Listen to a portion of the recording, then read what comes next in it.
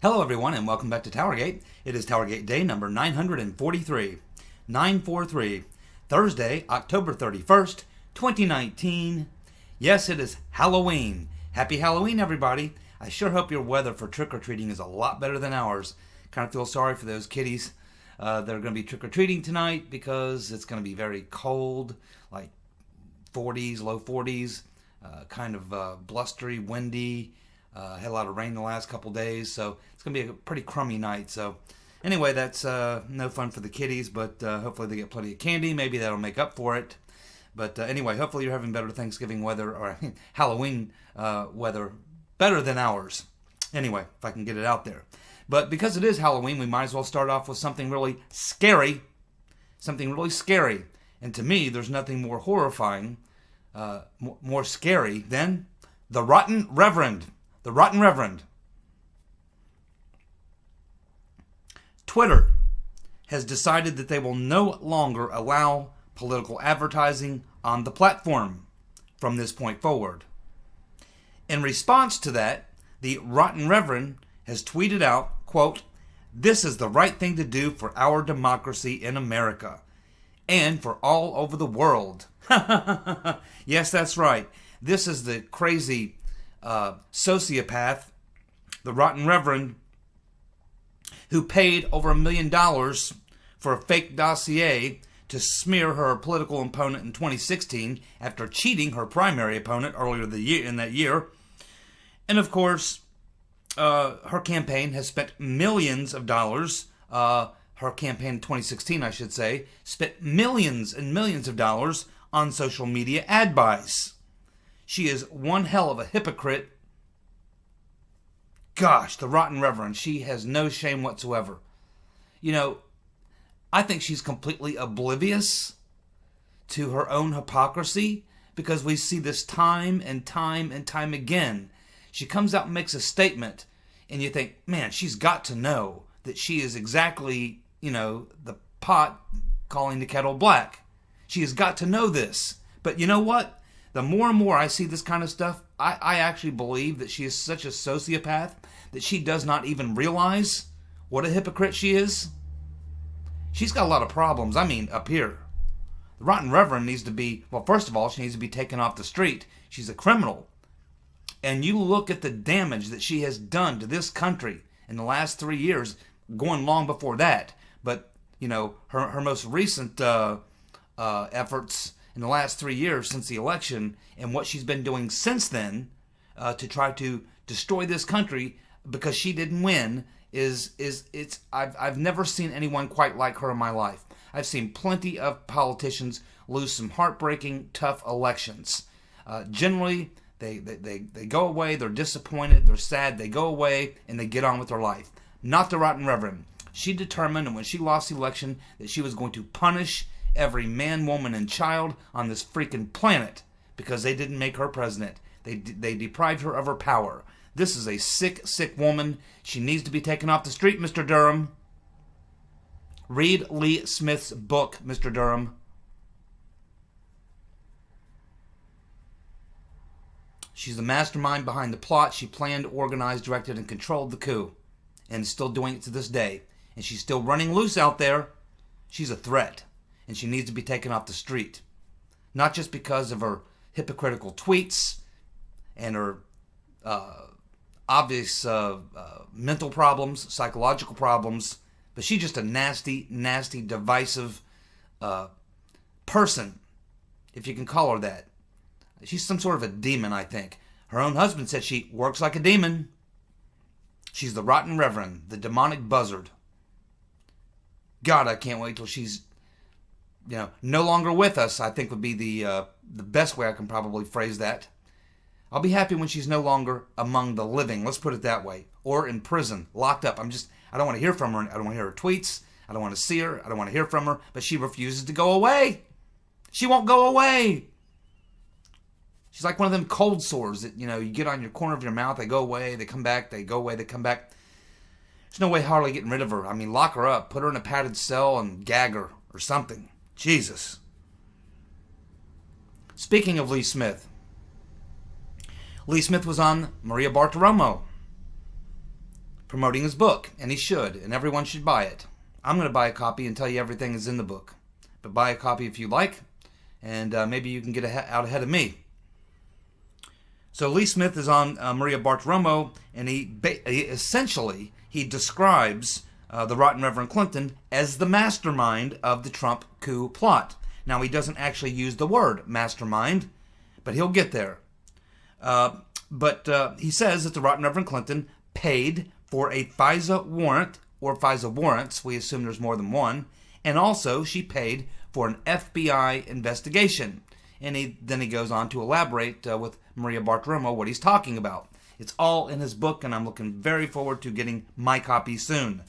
And hopefully a lot of people will read it and start to focus more on this, because as all of you know who've been watching my videos for the past however many years, I've been pointing out, I sniffed out the Rotten Reverend Clinton in this plot nearly 2 years ago, or probably longer than that. But we keep hearing people say, well, the mastermind, it was Obama, it was Brennan, it was Comey, it was Strzok and Page, all these people. Yeah, these people are all major players. But the person, if you look at, I don't have time to go through this again, I've done it so many times, but if you just look at the Rotten Reverend Clinton is like the hub of a wheel, you will see that all the players in the coup are like spokes, and they all connect directly to her. And you have to ask yourself the number one question any investigator asks when they're looking at a crime. Who benefits? Cui bono? Who benefits? The person who would have benefited the most from everything that has happened during 2016, 2017, and on, even up until this day. The person who benefits the most is the Rotten Reverend Clinton. Well, my friends, the Gateway Pundit is reporting and confirming something that I thought I'd already confirmed this last week, but let's go ahead and confirm it once more. Confirming that Eric Ciaramella is the fake whistleblower. Eric, and I think they pronounce his name Ciaramella. So Eric Ciaramella is the fake whistleblower, and that Ciaramella is Schiff's informant. We have learned today also that Viktor Pinchik, remember him? Viktor Pinchik. He's the Ukrainian oligarch who is the number one largest contributor to the Clinton Foundation. He is the number one single largest contributor to the Clinton Foundation. Viktor Pinchik, and we find out that Mr. Pinchik sent an MP named Bielkova to meet with Ciaramella on the same day that she met with Senator Magoo's right-hand man, David Kramer.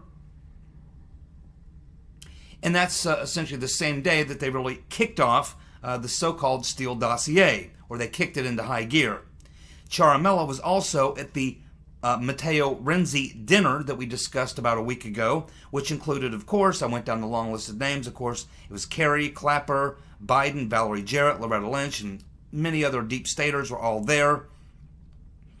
And of course, so we have these two former NSC, National Security Council aides, two, Adam the Bug-Eyed Fool Schiff, talking to one another and talking to the fake whistleblower we now know is Ciaramella.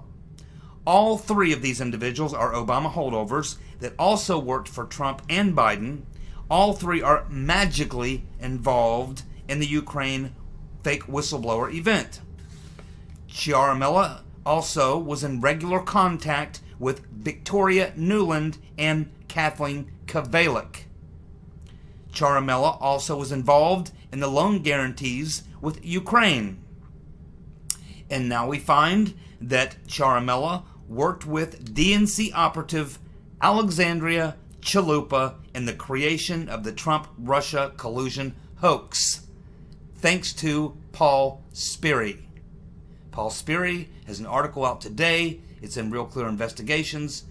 Probably also you'll find it at the New York Post. You definitely want to read the Paul Sperry story from today, because he is telling us that Ciaramella he's not just the whistleblower, the fake whistleblower, working with the bug-eyed fool to take down Trump now in this impeachment thing.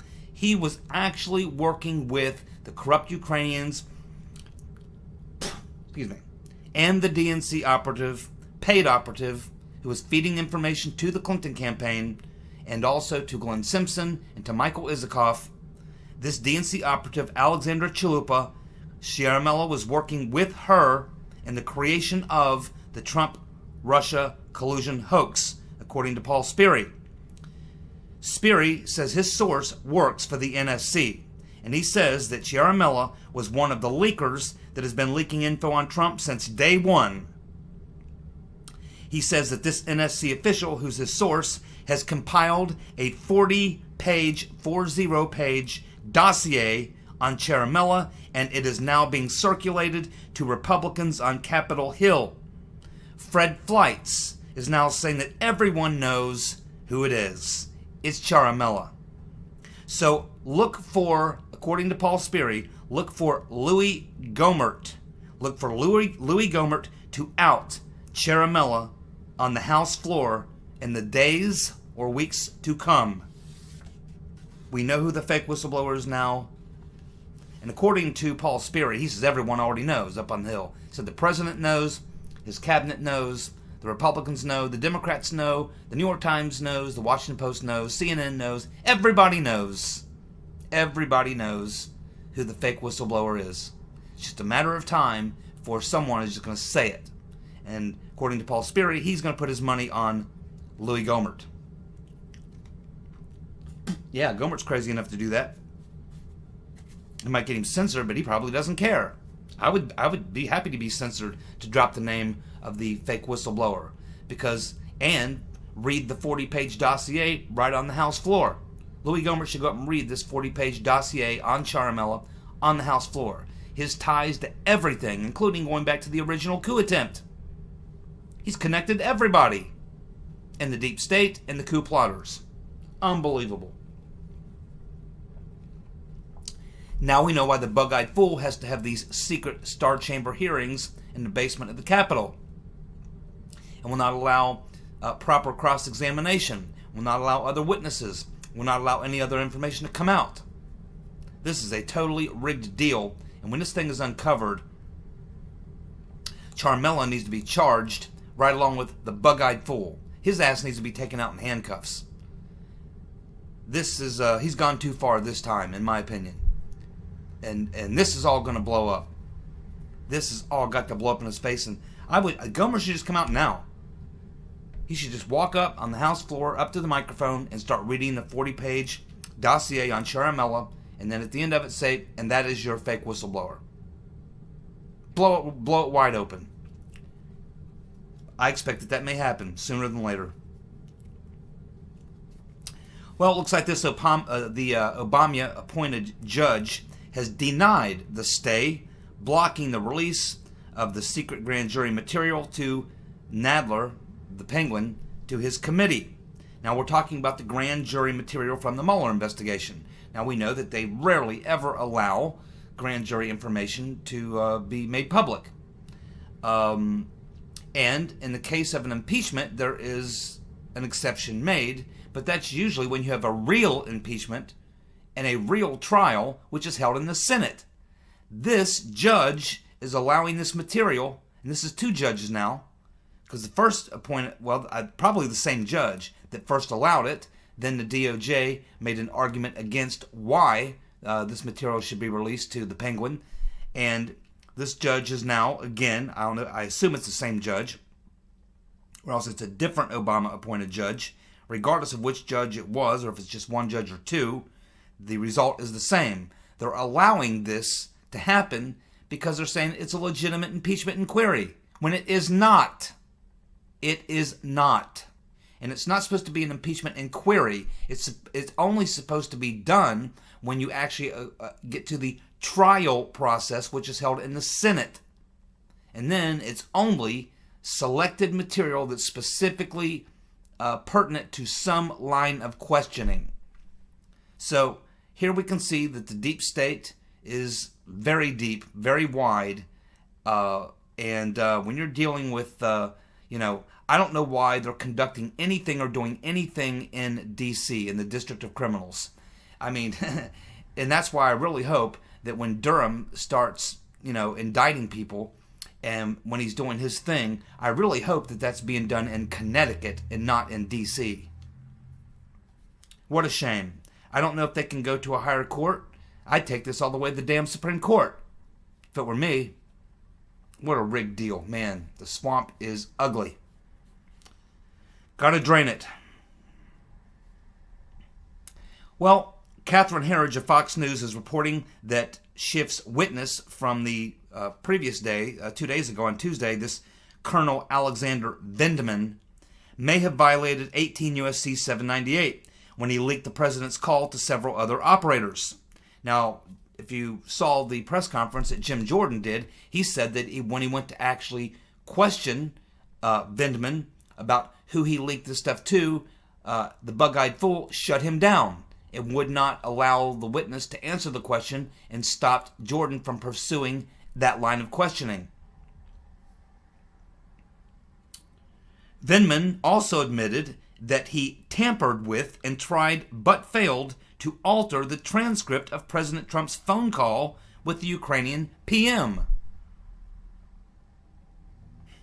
Vendeman is also closely connected to Obama's former Russian ambassador, Michael McFaul. Oh, yes. Oh, yes. Do you remember the summer of 2017? We were talking a lot about Michael McCall. He's a crooked son of a bitch. He's also the one, if you remember, in the way that we actually got onto Michael McFaul, was we found out that he was the Russian ambassador at that time, who, when he was appearing before Congress, he arranged for Maria Vetselnitskaya, who is, of course, involved in the Trump Tower setup. He allowed for her and made arrangements for her to get a front row seat in that committee hearing just 8 days after the Trump Tower setup that she was involved in. Michael McFaul, I don't even have time to go through all his connections to deep staters, including Mr. Potato Head, John Brennan, and various other people. But trust me, Michael McFaul is a deep state player. He's involved in the fringes, in the coup. I don't know what he knew about the Trump Tower setup or what he knows about Maria Vetselnitskaya or whether he was involved in being one of the people who helped get her into the country. Remember, she was not allowed into the country.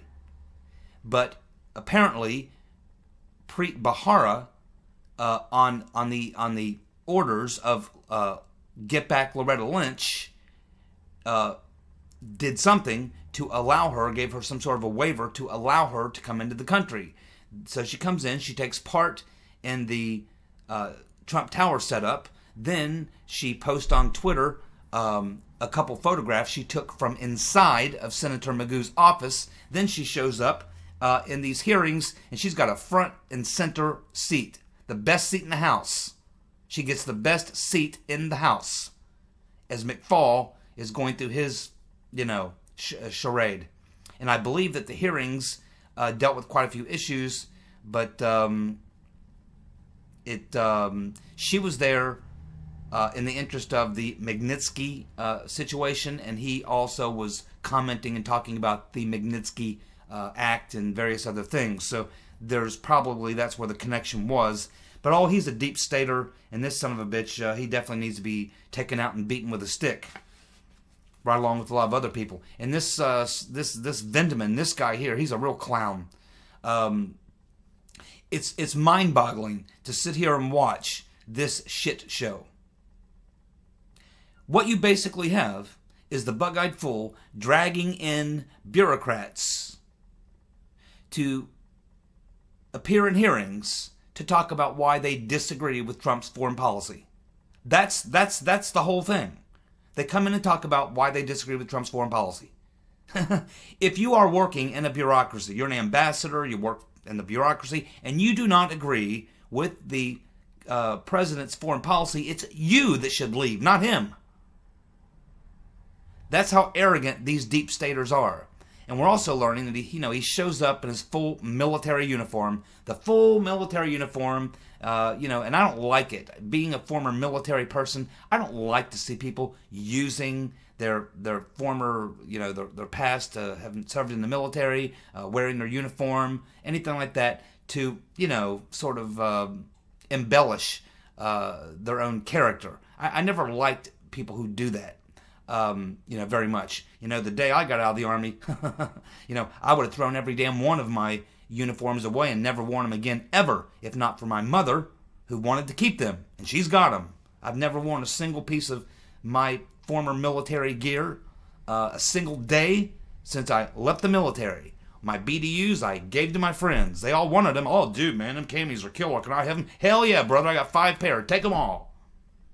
Take the boots. Take the camis. Take it all. Take this. Take that. I gave it all away, brother. Backpacks, duffel bags, uniforms. The only thing I kept was my Class A's, and that's because my mom wanted them. I don't even have any of my awards or medals, or I don't have any of that shit. Nowhere. Hanging up, boarded up in my office. Don't have any of that stuff. I got out of the military. I was like, that's it. I'm a civilian now. That was the past. Hooray for today. Let's move on with my life. And not that I have any feel bad about it. I did my time, put in my time, and I got out. And now I'm not in the military anymore. I'm not going to pretend I am. And I'm not going to walk around wearing my freaking military uniform. Now we find out, this guy struts in there in his full military uniform, but we find out today that in his daily job working in the NSC, this guy wears civilian clothes to work every day.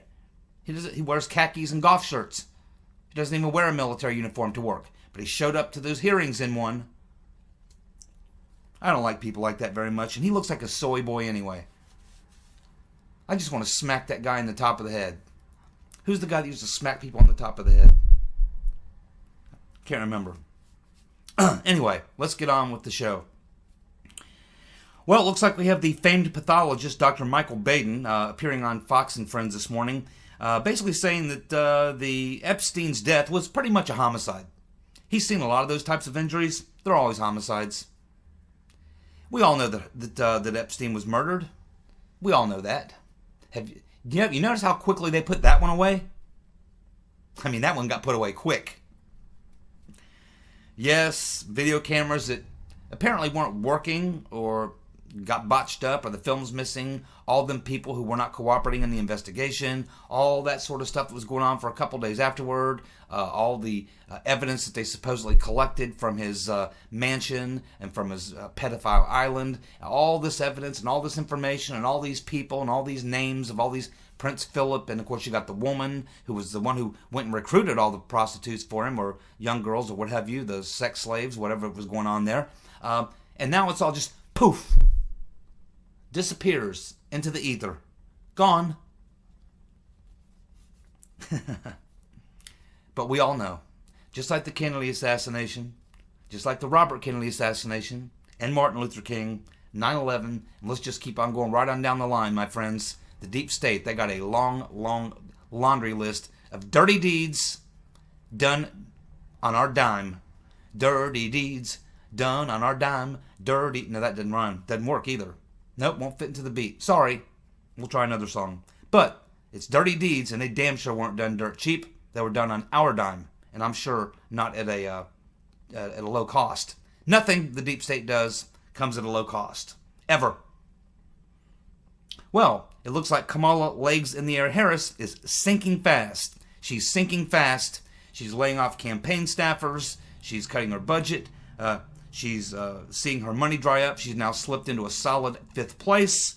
And she's blaming her failure on being female and black.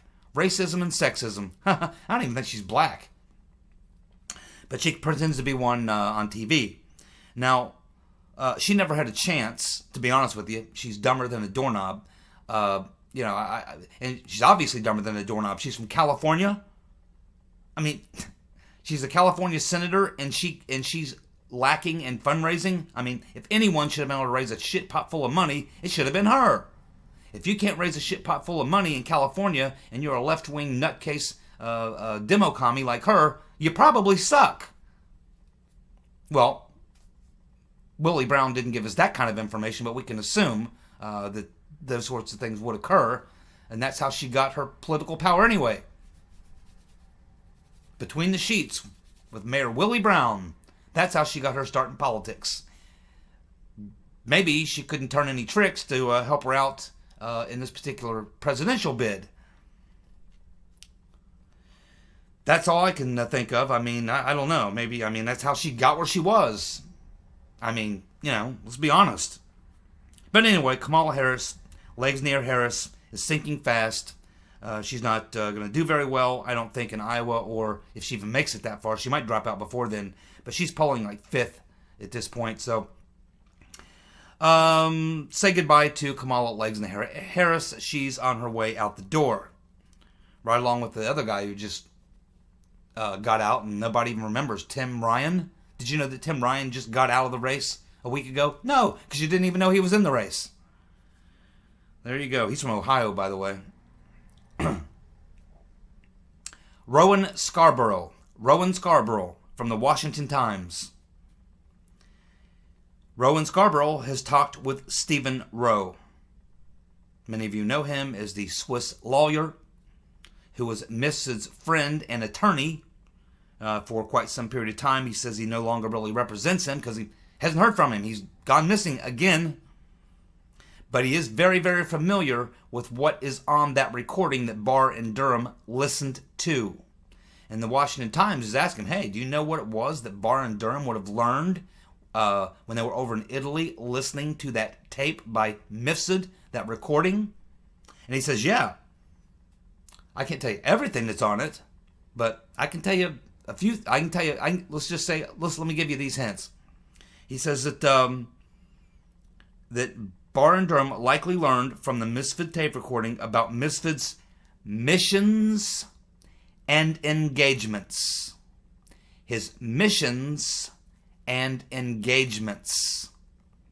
Also, he would have learned that LCILP, that's the London Center for the International Law Practice, was a front for Western intelligence agents. That's where Stefan Halper, the fat man, lured Papadopoulos.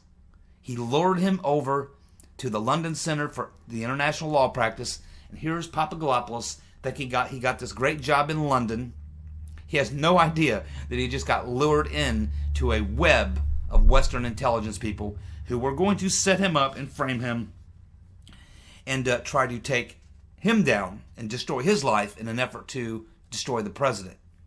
Yep, that is what Barr and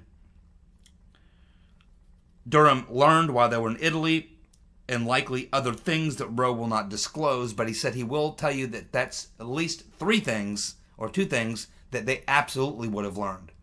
That Mifsud would have talked about his missions and his engagements, and that LCILP was a front for Western intel agents. Oh, man. Yep. That'll get you into wanting to launch a criminal investigation. That was Uncle Bob the Executioner's boy right there. Can't talk about him. Can't talk about that. Nope, it's out of my purview. Y'all bet it is. Uncle Bob the Executioner better lawyer up. Right along with Andrew Wiseass. And here's someone who you may want to listen to. A very straight shooter, former Attorney General. Many of you are familiar with him. Michael Mukasey. Doesn't pull any punches. He wrote an op-ed the other day. I'm not going to read it to you because I don't have a subscription to the Wall Street Journal. But here's some information that's in that Wall Street Journal article from Michael Mukasey. He says that the demo commies should be very afraid of John Durham and his investigation. He says that Durham has been collecting a treasure trove of documents from Ukraine that deal with the collusion that went on between demo commies and corrupt Ukrainian officials. He's talking about in 2016, probably even before that, probably even after that, probably even still going on to this day, or at least was up until the last election. And he says that what Durham is finding will turn the Russia probe on its head. Yeah. He is literally, because literally the Russia the Russia hoax is exactly 180 degrees the opposite of what really happened. And that's why I say it's going to destroy many media outlets and reporters. They spent all this time knowingly reporting a hoax when they knew what the truth was. It was 180 degrees the opposite of what they were reporting. They're not going to be able to wiggle off the hook and pretend that they got duped. There's too much evidence that they knew exactly what they were getting, because we're learning from Lee Smith that they were getting all these like pre-dossiers prior to the so-called Steele dossier. They were getting these like mini dossiers. They knew where it was coming from. They knew it was coming from the Clinton campaign through Fusion GPS, and Glenn Simpson was pushing it. And this had gone on even before Steele was brought into action. And this is one of the things that's in Lee Smith's book. And more is going to come out about this. But yes, Mukasey is right. This the fake Russia hoax is 180 degrees the exact opposite of the truth. And Durham is going to come out and tell the truth, I believe. And that's why I say Uncle Bob and Weissman and that team are going to have to answer a lot of questions. Because it is very, very difficult to think that Uncle Bob, along with Wiseass and that team of attorneys they had, prosecutors, that they could look into this and come to the conclusion that they came to and not discover the real truth. It's nearly impossible. They had to be purposely lying about the Trump-Russia hoax. They had to be knowingly lying. They had to be knowing participants, and that would make them, of course, accessories, participants in the coup. They're part of it. Uncle Bob, the executioner, is in deep shit, along with the entire Hillary donor posse. Well, now we have Steny Hoyer coming out today saying he does expect that some demo commies will not vote for Pelosi's impeachment inquiry. He says he's not even sure if the vote will happen tomorrow. Well, that would be Halloween today. I'm doing this video on Wednesday night. You're watching it on Thursday morning, I assume. And so he says that he's not even sure if the vote will happen. He would be talking about Thursday. Yeah, I mean, they're probably... You can tell the way this thing came about, that they hit a certain point, like a crescendo point, and someone must have told Pelosi, I assume Schiff or people around her, must have said, this is our moment. Things are going the other way.